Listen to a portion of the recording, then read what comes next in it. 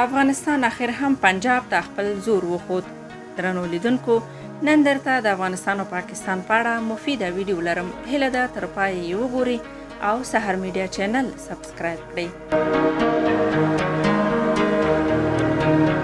افغانستان خپل نظامی تمرینات د پاکستان پوځ پر وړاندې ترسره کړل.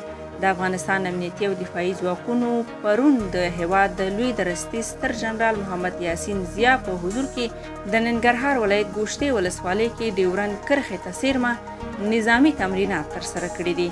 د مسلحو ځواکونو لوی درستي ستر جنرال یاسین ضیا دې تمریناتو کې ویلي، زموږ نظامی تطبیقات د افغانستان دوستانو او دښمنانو ته پیغام لري.